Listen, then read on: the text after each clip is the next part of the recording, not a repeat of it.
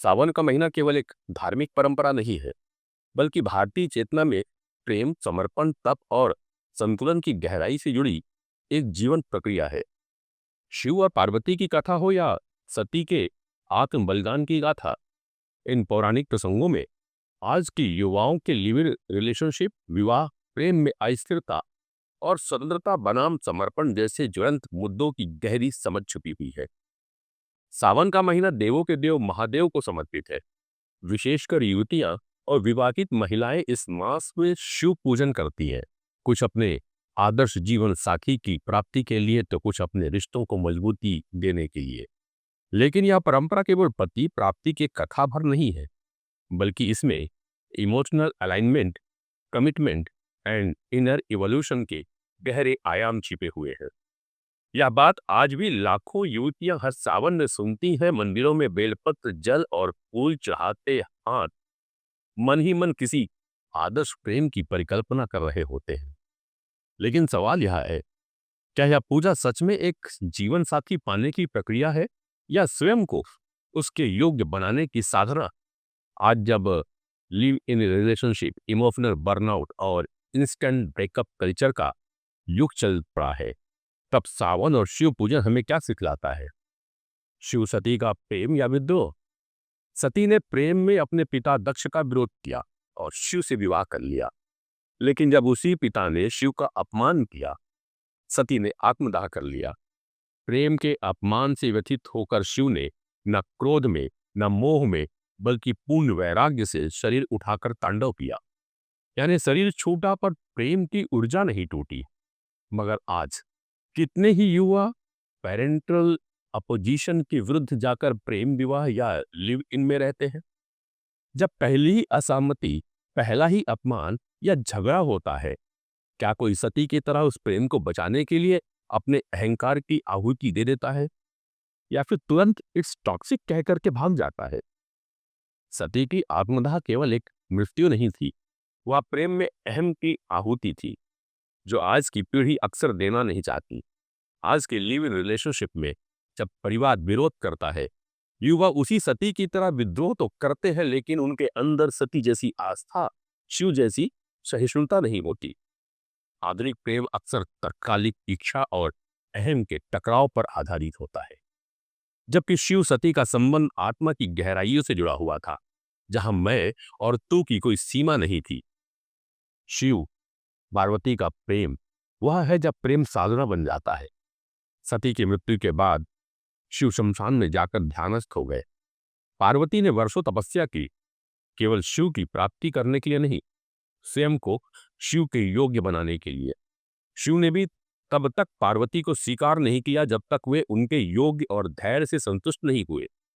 शिव ने पार्वती के भीतर केवल प्रेम नहीं देखा, उन्होंने देखा धैर्य, समर्पण और सहनशीलता की, और तब जाकर यह दैवी विवाह संपन्न हुआ।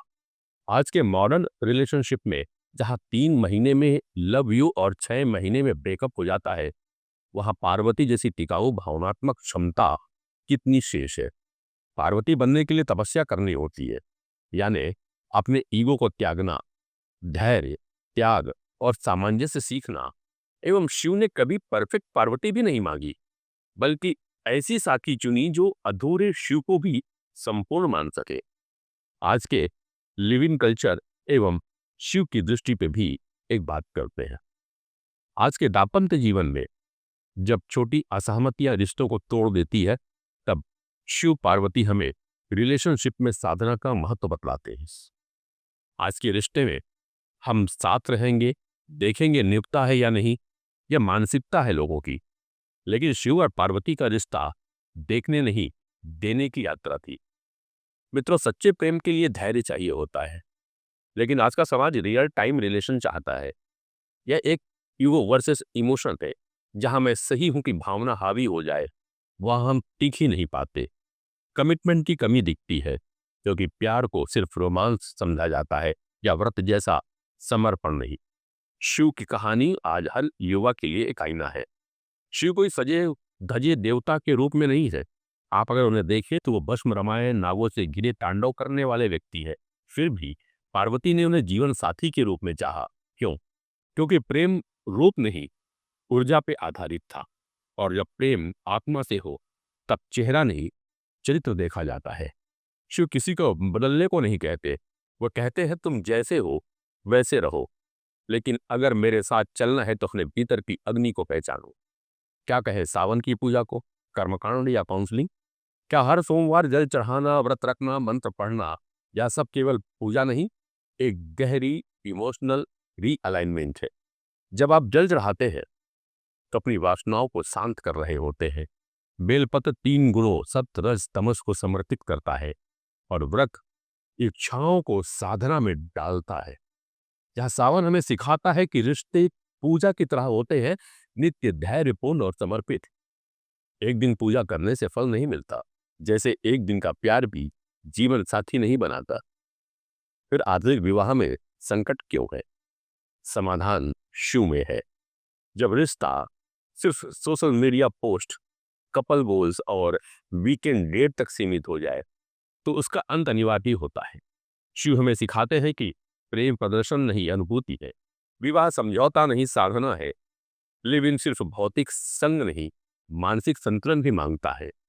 जब रिश्ता शिव जैसा बन जाए, सावन का महीना हमें याद दिलाता है कि अगर आप सच्चा प्रेम करते हैं तो शिव बनो, और अगर सच्चा साथी चाहते हो तो पार्वती जैसे श्रद्धा लाओ। पूजा केवल शिव पाने की नहीं है, शिव बनने की प्रक्रिया की है। तभी यह महीना आपके कर्म और प्रेम दोनों को बदल सकता है। यदि आप युवा है, प्रेम में है, रिश्तों से गुजर रहे हैं या विवाह के द्वार पर है, तो इस सावन शिव से केवल वरदान मत मांगिए, उनकी दृष्टि, धैर्य और दिशा को आत्मसात कीजिए। क्योंकि वह शिव नहीं जो सिर्फ मंदिर में बैठा है, वह शिव है जो आपके भीतर प्रेम को तपस्या में बदलने के लिए तैयार है।